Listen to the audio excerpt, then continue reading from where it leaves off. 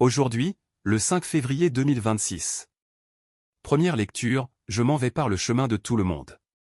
Sois fort, Salomon, sois un homme courageux. Lecture du premier livre des rois. Comme les jours de David approchaient de leur fin, il exprima ses volontés à son fils Salomon, je m'en vais par le chemin de tout le monde. Sois fort, sois un homme courageux. Tu garderas les observances du Seigneur ton Dieu, en marchant dans ses chemins. Tu observeras ses décrets, ses commandements, ses ordonnances et ses édits, selon ce qui est écrit dans la loi de Moïse. Ainsi tu réussiras dans tout ce que tu feras et entreprendras, et le Seigneur réalisera cette parole qu'il m'a dite, si tes fils veillent à suivre leur chemin en marchant devant moi avec loyauté, de tout leur cœur et de toute leur âme, jamais tes descendants ne seront écartés du trône d'Israël. David mourut, il reposa avec ses pères, et il fut enseveli dans la cité de David. Le règne de David sur Israël avait duré 40 ans, il avait régné 7 ans à Hébron, et 33 ans à Jérusalem.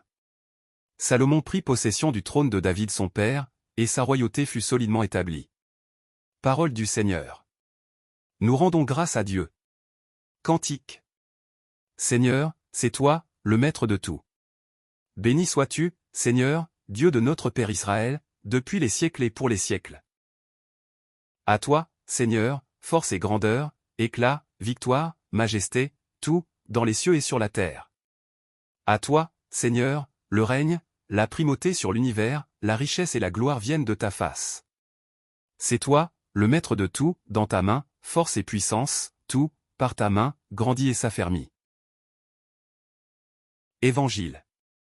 Il commença à les envoyer en mission. Alléluia. Alléluia. Le règne de Dieu est tout proche. Convertissez-vous et croyez à l'Évangile. Alléluia. Évangile de Jésus-Christ selon saint Marc. En ce temps-là, Jésus appela les 12. Alors il commença à les envoyer en mission 2 par 2. Il leur donnait autorité sur les esprits impurs. Et il leur prescrivit de ne rien prendre pour la route. Mais seulement un bâton. Pas de pain, pas de sac.